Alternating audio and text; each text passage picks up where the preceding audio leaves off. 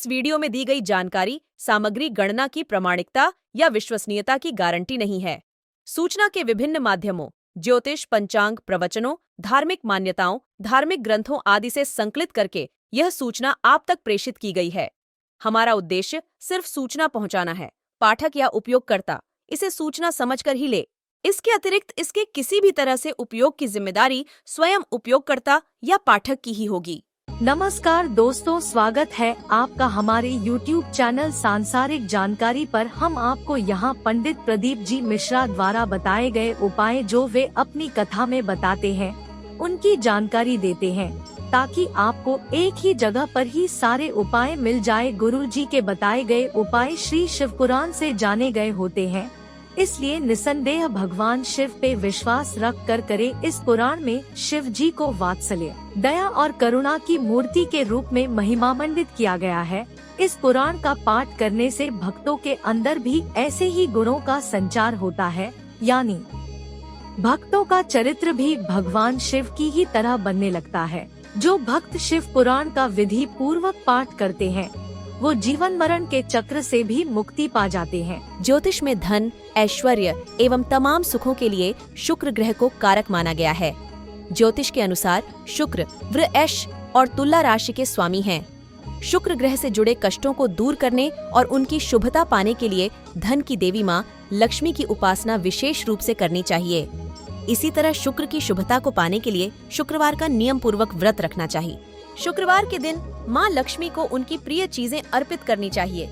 इस दिन व्रत करने का भी महत्व है। पौराणिक मान्यताओं के मुताबिक शुक्रवार व्रत से माँ लक्ष्मी बहुत खुश होती हैं। हालांकि कुछ काम ऐसे हैं जिन्हें इस दिन नहीं करना चाहिए। इससे धन हानि होती है, घर में तंगी आ सकती है। में जब दिया लगाओ और मंदिर में जब दीप प्रज्वलित करो, उस समय पर जब मंदिर में दीप लगाएं और मंदिर में जब दिया प्रज्वलित करें, अगर गोल बाती है तो वो तो दिए के बीच में ही होगी, फूल बाती है तो वो दिए के बीच में होगी। और मान लो अगर लंबी बाती लेकर गए हो, लंबी बाती को लेकर पहुंचे हो, तो अगर दीप लगा रहे हो, कामना रख कर लगा रहे हो कि मेरी ये कामना है, तो वो दीप का, बाती का मुख अपनी ओर रखना, पर कोई कामना नहीं। हम भगवान को केवल इसलिए रिझा रहे हैं कि मेरा भोलेनाथ मेरा भंडार भरे और मेरे घर में सुख समृद्धि दे। तो दीप की बाती का मुख भगवान की ओर होना चाहिए कि हमने तेरे भरोसे पर छोड़ दिया।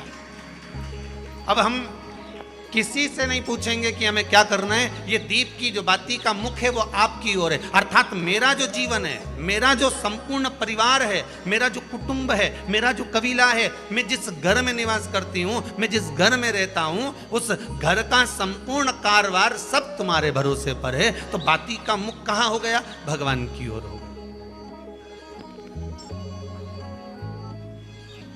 बाती का मुख फिर भगवान की। और ज्यादातर लोग दिया जो लगाते हैं ना, वो अपनी ओर बाती करके ही लगाते हैं। मतलब इनकी कामना चलती ही रहती है 24 घंटे। कुछ कुछ कामनाएं इनकी जागरूक रहती है, इनकी कामनाएं निरंतर रहती है। पर उस बाती में जब आप अपना संपूर्ण परिवार, संपूर्ण अपने परिवार का, दुकान हो, धंधा हो, व्यापार हो, व्यवसाय हो, चाहे आप जितना भी कार्य कर रहे हो, फैक्ट्रियां चला रहे हो, वो सब अपने भगवान के भरोसे पर दे दिया, भगवान की ओर दे दिया। तो इसका मतलब ये नहीं है कि बाती का मुख भगवान की ओर हो तो तुम भगवान के बिल्कुल करीब में ही बाती का मुख कर लगा दो और भगवान को मालूम पड़े चोट लग जाए, ऐसा भी नहीं। जब भी दिया लगता है, आप बहुत ध्यान देना महाराज, अगर भगवान जिस स्थान पर बैठे हुए हैं, अगर दिया हमको रखना है, भगवान जहाँ विराजमान है, दीप जब भी रखा जाता है भगवान के सामने, तो अपन जहाँ विराजमान है उससे भगवान और अपने बीच में कम से कम 2 बीता की दूरी तो होना ही चाहिए, जिससे भगवान को भी चोट ना लगे, भगवान को भी घात ना लगे। तुलसी महारानी को जो दिया लगाया जाता है, वो तुलसा महारानी से दूर लगाना चाहिए। तुलसी के क्यारे में दीप लगाने का प्रमाण नहीं है कि तुम तुलसी के क्यारे के अंदर दिया लगाओ। पहले तो ऐसा नियम था कि तुलसी का जो क्यारा बनता था उसमें एक नीचे अलग से दिया रखने की जगह बनती थी, तो उसमें दिया रख दिया जाता था। आज के ज़माने में इतनी जगह ही नहीं कि वह में रखो, तो लोग वो कुंडा में धर के आ जाए। अब वो कुंडी में रख के आए, मालूम पड़े तुलसी महारानी का पत्ता मुरझा जाता है, तुलसा महारानी भी ऐसी मूर्छित हो जाती है, तुलसा महारानी भी चारों तरफ से वो दिए की लो से जल जाती है। ऐसा दीप लगाने का कोई फायदा नहीं, ऐसे दीप की कोई महत्वता नहीं है। किसी को कष्ट देकर, किसी को परेशान कर कर, देवता हो चाहे आप हो, आप किसी को कष्ट देकर, किसी को परेशान कर कर अगर भजन कर रहे हो तो उसका कोई सुख नहीं है हमारा, उसका कोई आनंद नहीं है। किसी को भी कष्ट देकर अगर आपने भजन भी किया, यज्ञ भी करा, दान भी करा, पुण्य भी करा, सत्कर्म भी करा, भजन भी करा, उसका कोई। शाम को 4 बजे से लेकर 7 बजे के बीच में शंकर और पार्वती के भ्रमण का समय रहता है। मेरे देवाधिदेव महादेव और माता पार्वती के भ्रमण का समय, भगवान शंकर पार्वती घूमने को निकले। इसलिए हमारा सनातन धर्म कहता है शाम के समय पर माताओं को झाड़ू नहीं लगाना चाहिए, शाम के समय पर माताओं को चूड़ी बिछिया नहीं बदलना चाहिए, शाम के समय पर माताओं को मांग में सिंदूरा नहीं भरना चाहिए, शाम के समय पर माताओं को बाल नहीं बांधना चाहिए, शाम के समय पर माताओं को चौखट पर नहीं बैठना चाहिए। उसका कारण क्या है? क्योंकि पार्वती जी ने भगवान भोलेनाथ जी से कहा था कि तुम मुझे रोज शाम के समय प्रदोष काल में भ्रमण के लिए लेकर जाते हो, मेरे लिए आज्ञा क्या है? शंकर भगवान ने कहा सुनो पार्वती, मंदिर के अंदर नंदी रहता है, जाने वाला यात्री जब मंदिर में मेरा दर्शन करने आता है तो नंदी के कानों में कहकर जाता है कि शिव जी को मेरे यहाँ लेकर आना। मैं नंदी के अनुसार उनके घर जाता हूँ, मेरा काम है उनका कल्याण करना और तेरा काम है उनके घर की नारी को अखंड सौभाग्यवती का वर प्रदान करना, ये तेरा काम है। तब पार्वती माता ने कहा अखंड सौभाग्यवती होने का वर मैं तो दे दूंगी, पर उस समय पर माताएं चूड़ी बदल रही होगी, हाथ से चूड़ी निकाल रही होगी तो मैं वर कैसे दे सकती हूँ, मांग भर रही होगी तो मैं वर कैसे दे सकती हूँ, उस समय पर चूड़ी बिछिया बदला जा रहा होगा तो मैं वर कैसे दे सकती हूँ, उस समय पर झाड़ू लग रही होगी तो मैं लक्ष्मी को वहां कैसे भेज सकती हूँ, आप बताओ। तो शंकर भगवान ने कहा प्रदोष का समय एक ऐसा समय होता है, शाम का समय ऐसा होता है जिस समय पर केवल शंकर और पार्वती की आराधना का समय होता है। हम तो कई लोगों से कहते हैं अगर आपके यहाँ संपदा नहीं आ रही है, बहुत मेहनत कर रहे हो, फल नहीं मिल रहा, कहीं नौकरी, कहीं सर्विस या कहीं व्यापार या व्यवसाय में कहीं तकलीफ आ रही है, हम सबसे कहते हैं शाम का समय पकड़ लो, शंकर जी के मंदिर में दिया लगाना प्रारंभ करो। शिव मंदिर में अगर दिया नहीं लगा रहे हो तो बेलपत्री के पेड़ के नीचे दिया लगा, बेलपत्री और शंकर जी के मंदिर में दिया नहीं लगा रहा तो शंकर जी के मंदिर के बाहर चौखट पर दिया लगा। इतना भी नहीं कर सकते तो अपने घर के बाहर अपने द्वार पर दिया लगा दो और शंकर जी के नाम का श्री शिवाय नमस्तुभ्यम बोलकर शंकर भगवान को याद कर कर अपनी कामना कर कर बाबा का स्मरण कर कर पंचाक्षर मंत्र नमः शिवाय, षडाक्षर मंत्र ओम नमः शिवाय, द्वादशाक्षर मंत्र ओम नमो भगवते वासुदेवाय, जो मंत्र तुमको याद है उसका स्मरण कर कर लक्ष्मी हो चाहे नारायण हो चाहे राम हो चाहे कृष्ण हो स्मरण कर कर शाम के समय बाहर दिया लगा दो, दरवाजे के पास लगा दो, वो सुनेगा जरूर, आएगा तो उसका वेलकम जरूर होगा और वो कुछ देकर जरूर जाएगा। नियम तो बनाओ, उसकी चौखट पर जाकर कहना होता।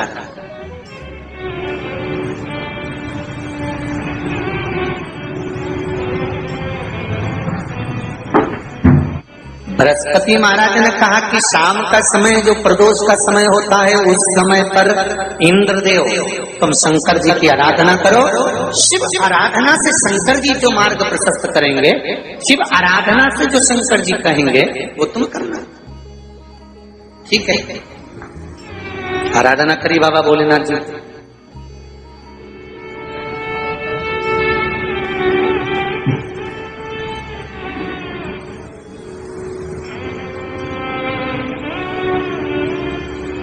मालूम नहीं था इंद्रदेव को। बृहस्पति महाराज ने प्रदोष की महत्वता समझाई तो प्रदोष का समय जानकर शंकर जी पर 7 बेलपत्र प्रदोष के दिन इंद्र ने समर्पित कर दी बिना सोचे। कितनी बेलपत्र? 7। प्रदोष का व्रत करो चाहे ना करो, मंदिर में चढ़ी हुई बेलपत्र को उठा लो,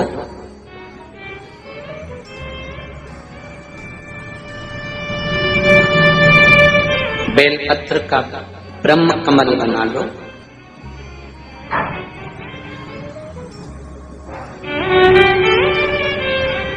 ब्रह्म कमल का मतलब होता है डंडी बीच में रहे, आसपास पत्तियां रहे। 7 पत्ती का ब्रह्म कमल बनाकर, जैसे ये पत्तियां हैं एक जैसी रखी हुई हैं, तो इसको फैलाइए। 7 पत्ती को आपस में फैलाकर ब्रह्म कमल बनाए। प्रदोष का व्रत करें ना करें, जरूरी नहीं है कि वृक्ष से ही पत्ती लेकर आओगे तो ही शंकर जी को चढ़ाओगे। शिव जी पे से चढ़ी हुई उठाकर धोकर ब्रह्म कमल बनाकर बाबा से विनय कर कर, हे प्रभु आज मैं इस काम के लिए जा रहा हूं, बाबा मेरा यह कार्य है, बोलकर श्री शिवाय नमस्तुभ्यं बोलकर शिवलिंग पर समर्पित कर। दिन भर के प्रदोष व्रत का फल बाबा एक बेलपत्री समर्पित करने पर ही प्रदान कर देता है। शिव प्रदोष व्रत कर रहे हो उससे बढ़कर कोई प्रसन्नता नहीं, पर नहीं कर रहे तो प्रदोष के दिन या 12 महीने शिवरात्रि आती है। श्री शिवाय नमस्तुभम, हर हर महादेव। कैसे हैं आप सभी लोग? आशा करती हूँ आप सभी बहुत अच्छे होंगे। देखिए, जो भी मेरे चैनल पर पहली भाई बहन पहली बार आए हैं वह मेरे चैनल को सब्सक्राइब कर लें। मेरी वीडियो कैसी लगती है कमेंट में हर हर महादेव लिखना ना भूलें। देखिए, आज का उपाय बहुत ही अच्छा उपाय बताया है। प्रदोष काल में अगर आप एक दीप अपने दरवाजे पर लगाते हैं तो धन का आपके यहाँ भंडार भर जाएगा, लक्ष्मी का आगमन होगा। कहते हैं प्रदोष काल में शिव पार्वती भ्रमण के लिए निकलते हैं, तो नंदी के कान में जाकर अगर आप मंदिर जाते हैं तो उनके कान में अवश्य कह के आएँ कि भ्रमण के लिए आप शिव जी और पार्वती को लेकर आते हैं प्रदोष काल में शाम के टाइम, तो हमारे यहाँ अवश्य लेके आएँ। तो ऐसे कान में कह के आना है नंदी के कान में, और आपको आना है घर। शाम को आपको एक दीप लगाना है, शाम को अपने दरवाजे के पास लंबी बाती का लगाना है घी का, और आपको प्रचलित करते समय यही बोलना है कि हे नंदी बाबा, आप शिव जी पार्वती को भ्रमण करने के लिए लेके आए हैं तो हमारे यहाँ उनको लेकर अवश्य आएँ। पृथ्वी पर प्रदोष काल में शिवरात्रि में एकादशी पर शिव पार्वती पृथ्वी पर भ्रमण के लिए आते हैं, तो इसलिए आपको दरवाजे पे एक घी का दीपक अवश्य ही लगाना चाहिए। इससे आपके यहाँ धन में बरकत होगी, आपके यहाँ धन संपदा खूब बढ़ेगी, कोई भी कष्ट बीमारी नहीं रहेंगी, आपके धन संपदा की जो भी कमी है वो कमी पूरी होगी।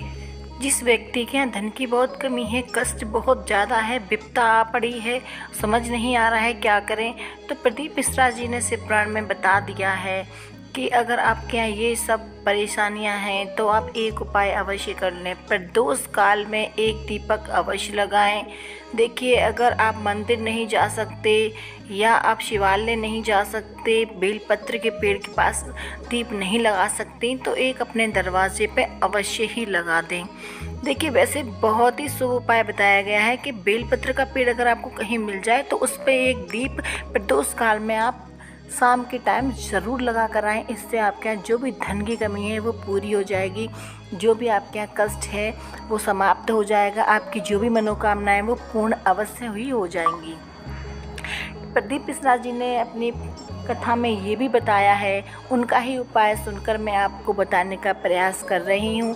जो भी व्यक्ति प्रदोष काल में शाम के टाइम मंदिर जाकर एक दीप लगाए, जो भी अपनी कामना है, कामना को जानकर आपको रखकर अगर दीप लगानी है तो वो लंबी बाती का दीप लगाते वक्त उसका मुख अपनी तरफ कर कर ही लगाएं। अगर कोई कामना नहीं है, वैसे ही आप शिव जी को रिझा रहे हैं, आपके यहाँ धन संपदा हमेशा रहे, आपके यहाँ सुख शांति बनी रहे, तो आप उस दीप का मुख शिव जी की तरफ कर दें।